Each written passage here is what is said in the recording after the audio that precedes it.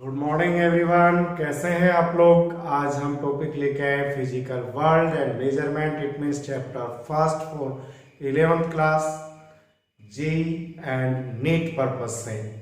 Okay, तो let's start.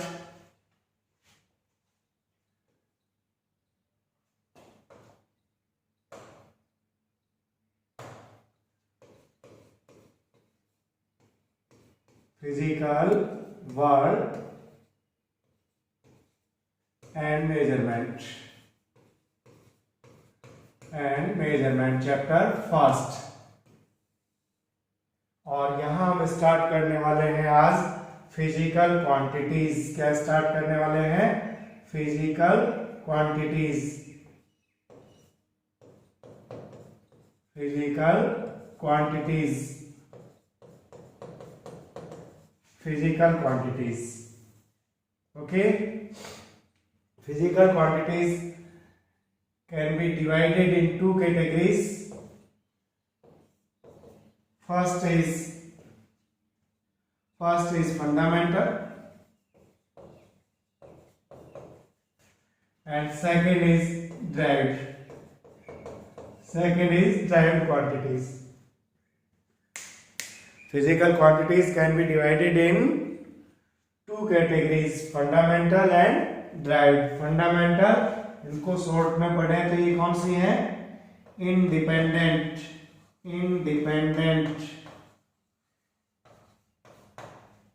Independent it means do not depends on other physical quantities. Okay, derived, इनको short में बोले तो हम क्या बोल सकते हैं बेटा? Dependent. It means express in terms of fundamental physical quantities. Okay, आप नोट भी कर सकते हैं, नोट्स भी बना सकते हैं। दो कैटेगरीज कौन कौन सी होगी बेटा फिजिकल क्वांटिटीज की? Fundamental and derived. Fundamental it means independent, do not depends any other physical quantity, and derived it means depends on fundamental quantities. It means इनको हमें एक्सप्रेस करना है तो फंडामेंटल क्वांटिटीज की रिक्वायर्ड होगी, express in terms of fundamental quantities. Okay, और अब हम इनको डिटेल से पढ़ने वाले हैं।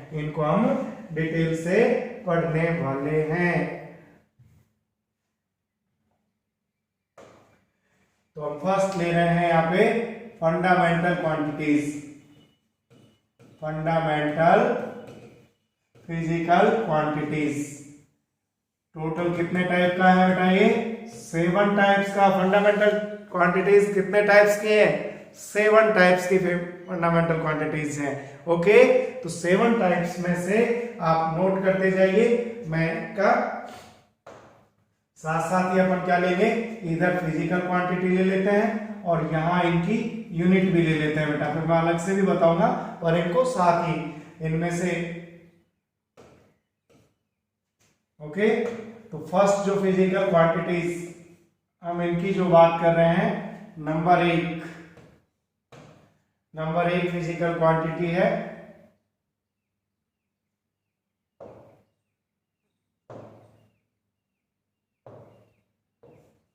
लेंथ। फर्स्ट फिजिकल क्वांटिटी क्या है? लेंथ। सेकंड फिजिकल क्वांटिटी हम ले रहे हैं mass. Third is time. Fourth is temperature. Fifth is electric current.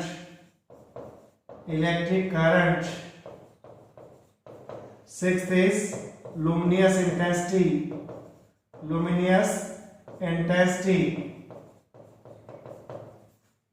Seventh is amount of substance. Okay, repeat me please. Length, mass, time, temperature, electric current, luminous intensity, amount of substance। और इनकी unit मैं यहाँ लिख रहा हूं। देखो, length को हम किस में मेजर करेंगे?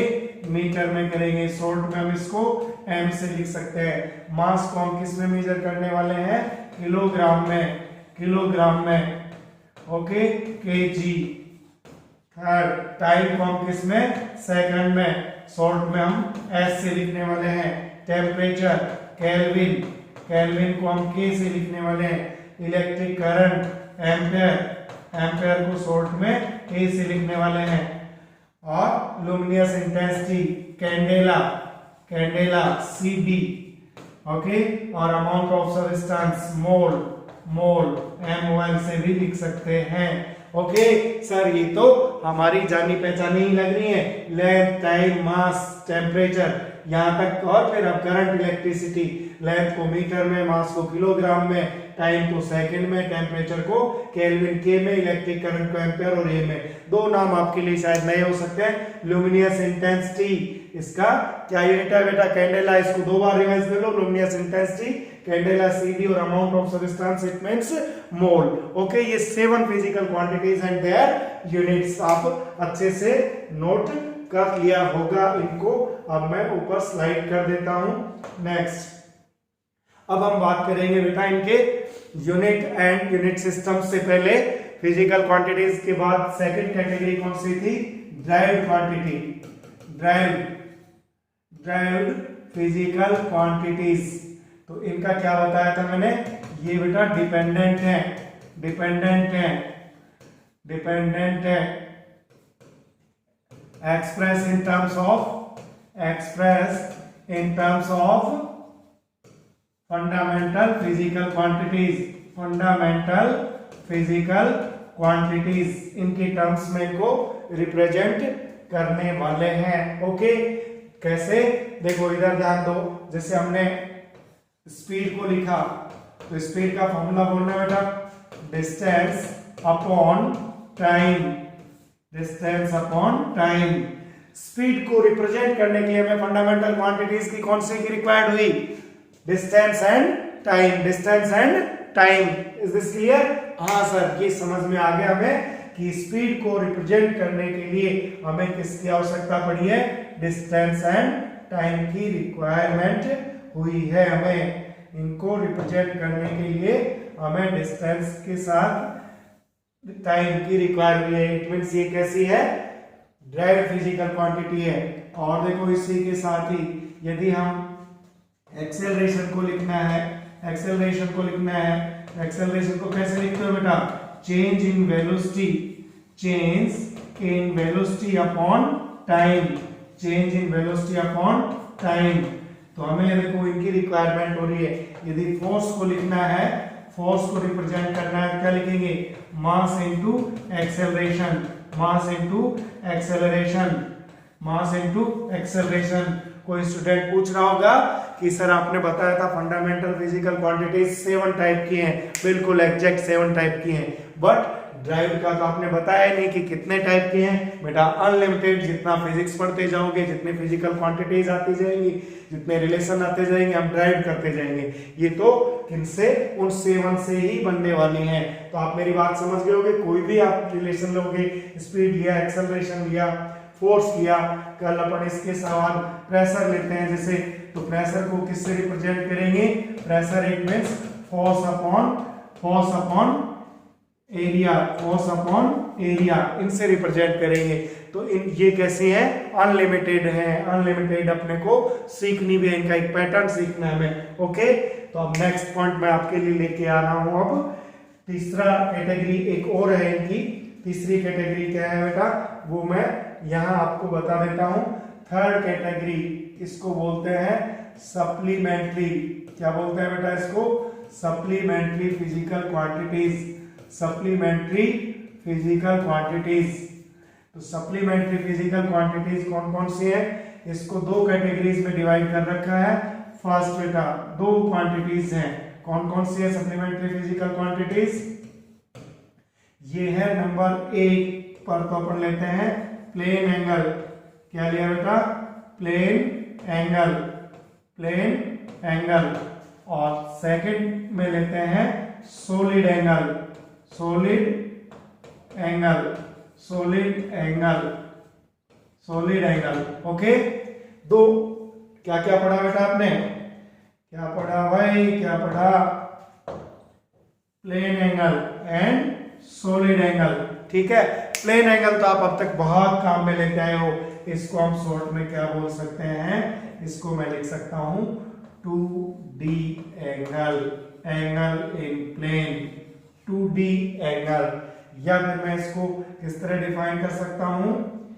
ऑफ नोट भी कर सकते हैं, angle subtended, angle subtended at the centre of, at the center of circle, at the center of circle by any arc, by any arc. Is this clear? Angle subtended at the center of circle by any arc. ठीक है, जबकि इधर बात करेंगे तो मैं short में आपको समझा दूं बेटा, ये क्या है?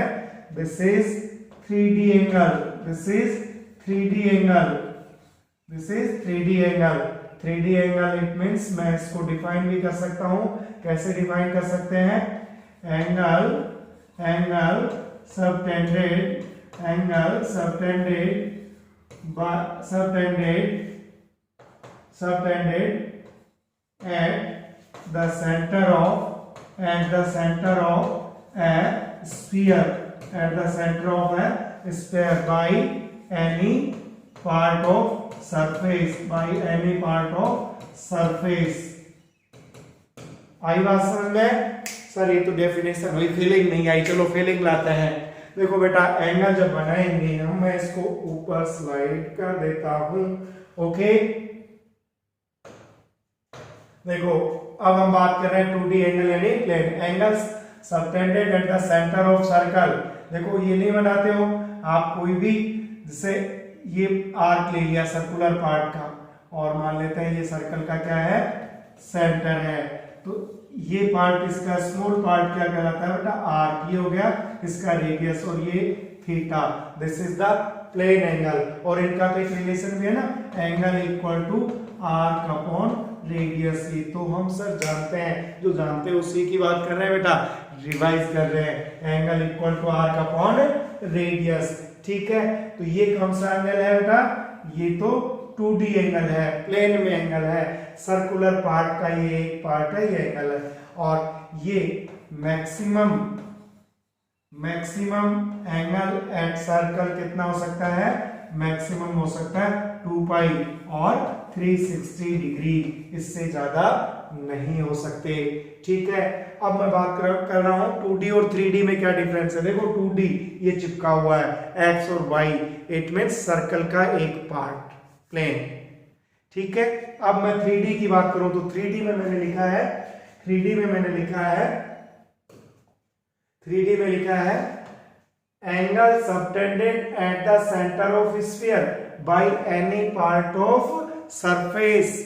स्फीयर की बात कर रहे हैं। देखो स्फीयर, एक स्फीयर लेंगे, एक गोला लेंगे, और उस गोले में से एक छोटा सा पार्ट काटेंगे तो क्या निकलेगा? कौन निकलेगा। चने वाला मूंगफली वाला लपेट के देता है, बीच में जो एंगल बनता है this is the solid angle. तो वो कैसे बनता है? ऊपर उसका सरफेस से यूं काट लेंगे तो कौन बनेगा। अब समझ गए होंगे आप लोग कि यहाँ पे 3D एंगल क्यों कह रहे हैं हम इसको। 3D एंगल का मतलब देखो ये काटा तो यहाँ एक यहां हमने ये सरफेस लिया, ये कोई भी एक पार्ट ऑफ सरफेस ले लिया, ये इसका रेडियस हो गया। यहां जो एंगल बनेगा ये 3D एंगल बनेगा, और इसको ही बोलते हैं, शॉर्ट लिखा है इसलिए डी ओमेगा से रिप्रेजेंट करते हैं, और इसको बोलते हैं सॉलिड एंगल। सॉलिड एंगल क्या बोलेंगे इसको? सॉलिड एंगल बोलेंगे। ओके, तो आप समझ गए होंगे स्फीयर में से, गोले में से जो कौन से बाहर निकलता है? 3D एंगल, इस तरह से। और बात क्या है आप ध्यान रख सकते हो, जो ये डी ओमेगा हमने स्मॉल लिखा है, इट मींस इसको टोटल ओमेगा, और मैक्सिमम एंगल कितना हो सकता है? ये 4 पाई। जबकि यहां मैक्सिमम कितना था? ध्यान देना, यहां मैक्सिमम कितना था भाई? यहां मैक्सिमम था 2 पाई और 360 डिग्री, यहां पे था 360 डिग्री, जबकि यहाँ पर कितना है 4 पाई। ठीक है, maximum plane angle is 2 pi and यहाँ पर कितना है 4 पाई सॉलिड एंगल। ठीक है, angle subtended at the centre of sphere, it means 3D angle, it means solid angle, और angle subtended at the centre of circle, it means 2D angle, it means plane angle. Is this clear? और अब मैं बात करने वाला हूं degree और radian की। ठीक है, डिग्री और रेडियन की बात करने वाला हूं, यानी मैं यूनिट ऑफ एंगल की बात करने वाला हूं। ओके, मैं बात करने वाला हूं इसकी unit of angle, unit of angle. यहां क्या बात करने वाला हूं, डिग्री, डिग्री वर्सेस रेडियन की बात करने वाला हूं मैं। इसकी जो एसआई यूनिट है वो क्या है बेटा, ये है रेडियन। इसकी एसआई यूनिट क्या है, रेडियन। कैसे चेंज करते हैं, इधर ध्यान दो बेटा, किस तरह से, इसका एक सिंपल सा रिलेशन है, 1 degree it means pi upon 180 radian. अरे ध्यान दिया क्या, 1 degree equal to pi upon 180 radian. कहाँ यूज होगा इसका, देखो जैसे हमें एंगल को मेजर करने के लिए क्या दिया 30 डिग्री, तो 30 डिग्री को रेडियन में कन्वर्ट करना है तो कैसे करूंगा, 30 डिग्री को हटाओ, पाई अपॉन 180 से इंटू कर दो, कितना हो गया बेटा पाई बाई 6 रेडियन। आई बात समझ में? यदि हमें 45 डिग्री दिया हुआ है, 45 डिग्री को हटाओ और पाई इंटू 180 से इंटू कर दो, कितना हो गया बेटा pi by 4 radian, pi by 4 radian. Sir समझ में आ गया? 60 डिग्री का बताओ तो समझ में आ गया, तो 60 डिग्री को हटाया, पाई अपॉन 180 किया, सर पाई बाई 3 हो गया। गुड, इट मींस आपको आ गया 90 डिग्री का बताओ तो 90 डिग्री का 90 डिग्री को हटाया, पाई बाई 180 किया, और ये हो गया हमारे पास पाई बाई 2 रेडियन। तो ये यूनिट्स को आपस में, डिग्री और रेडियन एसआई सिस्टम में यूनिट क्या होती है, रेडियन इन जनरली इसमें मिलेगा। ठीक है, तो हम क्या काम करेंगे, अभी और भी बता दूं मैं आपको, यदि आपको 180 डिग्री लिखना है तो 180 डिग्री में भी डिग्री को हटाइए, पाई अपॉन 180 कीजिए, तो इट मींस कितना हो गया पाई हो गया। यदि हमें को 120 डिग्री लिखना होता तो भी 120 डिग्री को हटाइए, पाई अपॉन 180 कीजिए, और देखो कितना हो गया भाई 4 पाई बाई 3 हो गया। और यदि 360 डिग्री करना होता तो देखो 360 डिग्री पाई अपॉन 180 कितना हो गया 2 पाई हो गया। अब समझ गए होंगे, समझ गए सर, हम तो पहले ही समझ गए थे। बिल्कुल, बहुत ही सिंपल सा आसान सा तरीका था। 1 रेडियन में 1 डिग्री का मतलब पाई अपॉन 180 डिग्री। तो इज दिस क्लियर? ओके, तो हमने ये सब इनकी एंगल और प्लेन एंगल, सॉलिड एंगल की बात कर ली है। ओके, अब नाउ अब नेक्स्ट टॉपिक ले रहे हैं बेटा। क्या नेक्स्ट टॉपिक ले रहे हैं, देखो इधर ध्यान दो। जो अब बात करेंगे हम इनको, अब एक अंडरस्टैंडिंग वाली बात करेंगे। ये तो सिंपल सी चीजें की थी। देखो रिप्रेजेंट कैसे करना है, किसी भी फिजिकल क्वांटिटी को रिप्रेजेंट करने के लिए हमें 2 चीजों की जरूरत पड़ती है। इनको शॉर्ट में हम लिखते हैं m इंटू यू, इनकी जरूरत पड़ती है। और यहाँ पर ये फिजिकल क्वांटिटी, m का मतलब न्यूमेरिकल वैल्यू, क्या है भाई इसका, numerical value of physical quantity, and this one is unit, this one is unit. ठीक है, तो अब इट मीन्स हमारी बात, हम किसकी बात करने वाले हैं, unit and system of units, unit and system of units की बात करने वाले हैं। ठीक है, तो किसी भी फिजिकल क्वांटिटी को रिप्रेजेंट करने के लिए कितने आवश्यकता पड़ेगी, एन और यू की। फीलिंग नहीं आई, चलो फीलिंग देते हैं। देखो बेटा, आपको मास कोई मेजरमेंट करना था, जैसे ये एक फिजिकल क्वांटिटी है। ठीक है, कितना मास लेके आना है, आपने लिखा 1 kg, 1 kg। तो देखो यहां पर 1, ये क्या है बेटा 1 it means numerical value, numerical value. क्या है ये? Numerical value. और kg इज दिस, ये क्या है बेटा? यूनिट। ये क्या है? यूनिट। इट मीन्स ये अपने पास n है और ये क्या है? u। अब एक और फॉर्मूला, इसको ही मैं कैसे लिख सकता हूं? यूं भी लिख सकता हूं बेटा, n1 u1। एक मिनट, क्या लिख सकते हैं बेटा इसको? इधर ध्यान दो, इसको हम लिख सकते हैं n1 u1 q equal to n1 u1 equal to n2 u2। ऐसे भी लिख सकते हैं। सर ऐसे क्यों लिख सकते हैं? और हम इसको nu इक्वल टू, हम इसको, एक मिनट, मुझे nu इक्वल टू क्या लिख सकते हैं बेटा? कांस्टेंट। nu इक्वल टू हम लिख सकते हैं कांस्टेंट। ओके, नोट भी करते रहिए, नोट भी करते रहिए, ठीक है। और इसको ही मैं लिख सकता हूं n इनवर्सली 1/u। ये भी रिलेशन ले सकते हैं। तो आप पहले नोट कर लीजिए, फिर मैं बात करता हूं इनकी। देखो यहां अभी मैं इसको एक्सप्लेन कि सर ये आपने ये बात तो समझ में आई, ये समझ में आएगा physical quantity means n into you, numerical value into you. किसी भी फिजिकल क्वांटिटी को हम दो टर्म्स में, न्यूमेरिकल वैल्यू और यूनिट में इसको डिफाइन करते हैं। जैसे mass 1 kg, this is n और दिस इज u। फिर मैंने इसी फॉर्मूले लिख दिया q equal to n1 u1 equal to n2 u2।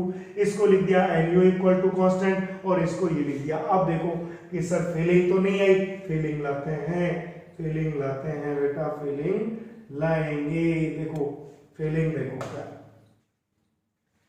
यहां लिखो 1 kg लिखा बेटा इक्वल टू 1000 ग्राम। कोई गलती हो गई मुझसे? सर क्या बात करते हो, 1 kg को 1000 ग्राम ही कहते हैं ना। तो देखो फिजिकल क्वांटिटी में देखो यहां पर, यहां हमें ये क्या हुआ, इसको क्या लिख सकता हूं? इसको लिख सकता हूं मैं n1। इधर kg जो यूनिट है, इसको क्या लिख सकता हूं भाई? इसको मैं लिख सकता हूं u1, ठीक है। फिर इक्वल, अब यहां देखो इसको क्या लिख सकता हूं भाई? इसको मैं लिख सकता हूं n2। फिर देखो यहां इसको क्या लिख सकता हूं? इसको मैं लिख सकता हूं, इसको लिख सकता हूं u2। क्या फॉर्मूला बना बेटा? n1 u1 equal to n2 u2। अरे यही तो लिखा हुआ था, देखो ये तो वहां मैं डायरेक्ट कि 1 kg को जब 1000 ग्राम लिख सकते हो, 1 kg इक्वल टू, तो देखो ये फर्स्ट n1 u1, यहां जब हमने इसको कन्वर्ट किया तो n2 u2। एक बात समझ में आ गई। फिर दूसरा कि सर ये क्यों लिखा nu इक्वल टू कांस्टेंट? अरे भाई आप जाके शॉप पर बोलो मुझे 1 kg शुगर चाहिए या 1000 ग्राम शुगर चाहिए, तो बराबर ही आएगी ना अमाउंट। तो 1 kg equal to 1000 gram, it means constant, quantity change नहीं हुई ना, इसलिए मैंने लिखा nu इक्वल टू कांस्टेंट। और n इनवर्सली 1/u, तो यही की तो बात हुई। इसको देखो हम क्या लिख सकते हैं वापस, n into u equal to constant. बात वही होगी कि नहीं होगी? और इसका मीनिंग क्या है बेटा? इधर ध्यान देना, जो ये मीनिंग है, इट मीन्स यूनिट जितना स्मॉल होगा न्यूमेरिकल वैल्यू उतना ही उसका लार्ज होगा। अरे इधर देखो ना, देखो kg जो यूनिट था हमने इसको ग्राम में, स्मॉल यूनिट में किया, तो इसका न्यूमेरिकल वैल्यू लार्ज हो गया। समझ गए? हमारे पास 1 मीटर था, मीटर को हम सेंटीमीटर में करेंगे तो 100 सेंटीमीटर हो जाएंगे। स्मॉल यूनिट हुई लेकिन न्यूमेरिकल वैल्यू कैसी हो गई? लार्ज हो गई। तो n का और u का रिलेशन आपके समझ में आ गया होगा। डन। अब हम आगे बढ़ते हैं। इसके बाद और कुछ बातें हमें करनी है, किसकी? डायमेंशनल मेथड की भी तो बात करनी है हमें, डायमेंशनल मेथड की भी तो बात करनी है हमें। तो अब हम लेंगे डायमेंशनल। इससे पहले 1 मिनट बेटा, आपने, हमें गलती हो जाती, अभी हमने किसकी बात नहीं की है? यूनिट सिस्टम की बात करने वाले हैं बेटा। हम किसकी बात करने वाले हैं भाई? हम किसकी बात करने वाले हैं? यूनिट सिस्टम, यूनिट सिस्टम इसकी बात करने वाले हैं। तो कितने यूनिट सिस्टम है?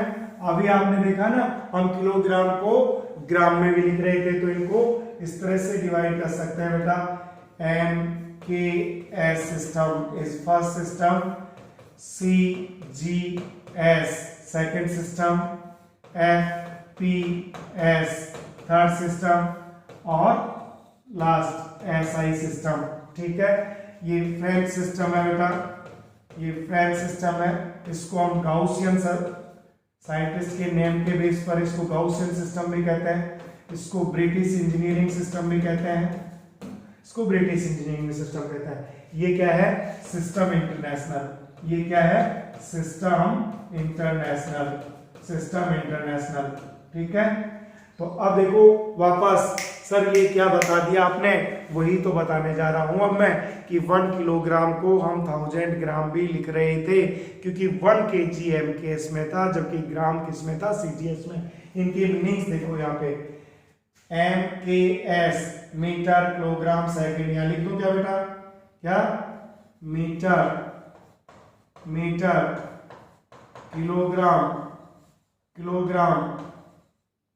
सेकंड। ठीक है, मीटर किलोग्राम सेकंड, ऐसे शॉर्ट में लिखो तो यूं भी लिख सकते हो। ठीक है, इट मींस MKS सिस्टम में हमें लेंथ को मेजर करना है तो मीटर में करते हैं, यदि मास को मेजर करना है किलोग्राम में करते हैं, और टाइम को मेजर करना है तो सेकंड में करते हैं। CGS का अर्थ बताइए सर। CGS देखो, सेंटीमीटर, ग्राम एंड सेकंड। और FPS क्या है? FPS बेटा foot, pound and second. SI ये तो वही वापस मीटर, किलोग्राम, सेकंड। फिर जरूरत क्यों पड़ी? पहले 3 ही क्वांटिटीज थी, अब कितनी क्वांटिटीज हैं? 7 क्वांटिटीज। किसमें? इंटरनेशनल सिस्टम में। कौन कौन सी?